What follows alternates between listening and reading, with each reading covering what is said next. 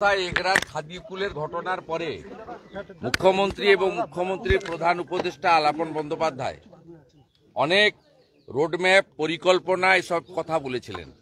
তারপরে এরকম একটা ঘন জনবসতিপূর্ণ এলাকার মধ্যে এই ধরনের বেআইনি বিস্ফোরক, এটাকে বাজি বলবো না, এটার এনআইএ হওয়া উচিত। এটা কেন হয়েছে? ঠিক নৈহাটির ক্ষেত্রে যেমন আগের সিপি বলেছিল যে গুলি চলেনি, ওখানকার এমপি এমএলএ বললেন গুলি চলেছে। এক্ষেত্রেও রানাঘাট পুলিশ ডিস্ট্রিক্টের এসপি বলছে যে এখানে ট্রেড লাইসেন্স ছিল না, আর এখানকার মিউনিসিপ্যালিটির চেয়ারম্যান বলছে ট্রেড লাইসেন্স ছিল, ট্রেড লাইসেন্স যে কেউ চাইলে আমরা দিয়ে দিই। এইরকম একটা জায়গায় যেখানে কত ডেন্সিটিটা দেখুন, থিকলি পপুলেটেড জোন, চারিদিকে পাকা বাড়ি, এত ক্যাজুয়ালিটি কম হয়েছে, আমরা ঈশ্বরকে ধন্যবাদ জানাবো। তবুও 4টে প্রাণ গেছে, আরো একজন মৃত্যুর সঙ্গে পাঞ্জা লড়ছে। ভয়ঙ্কর অবস্থা। এবং কমপ্লিটলি কল্যাণী মিউনিসিপ্যালিটি, পুলিশ এবং রাজ্য সরকার এর জন্য দায়ী। এবং আমাদের স্থানীয় বিধায়ক অ্যাডভোকেট অম্বিকা রায় বিষয়টা দেখছেন।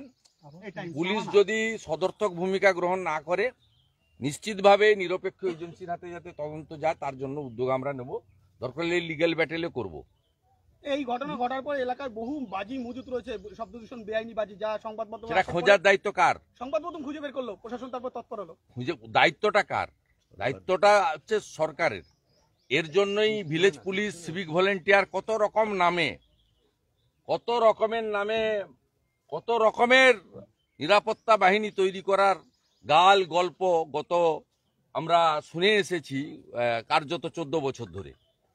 কত রকমের, যে গ্রামের সব খবর তাড়াতাড়ি আনার জন্য ভিলেজ পুলিশ, সিভিক ভলেন্টিয়ার পাড়ায় পাড়ায় কি হচ্ছে খোঁজ খবর রাখার জন্য, তার পরিণতিটা কি, রেজাল্টটা কি? এ তো নন স্টপ। এগরার খাদিকুল থেকে মাঝখানে আমডাঙ্গা, বজবজ, নন স্টপ হচ্ছে, নন স্টপ সাধারণ মানুষ মারা যাচ্ছে এবং তার বিনিময়ে 2 লক্ষ টাকা ক্ষতিপূরণ দিচ্ছে।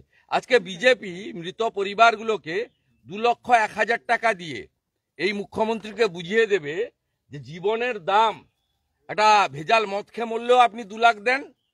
আর এইভাবে আপনার সরকারের, আপনার পুলিশের, আপনার দলের পরিচালিত পুরসভার অবহেলা এবং কার্যত অত্যন্ত দায়িত্ব জ্ঞানহীনতার পরিচয়ের জন্য এই মৃত্যু হয়েছে।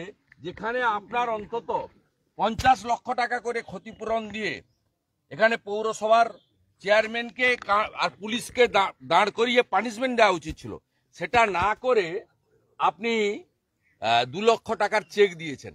ভারতীয় জনতা পার্টি আজকে 2,01,000 টাকা করে এই পরিবারদের হাতে তুলে দিয়ে মুখ্যমন্ত্রীকে আমরা প্রমাণ করব রাজ্যের বিরোধী দল যেটা পারে আপনি সরকারি থেকে সেটা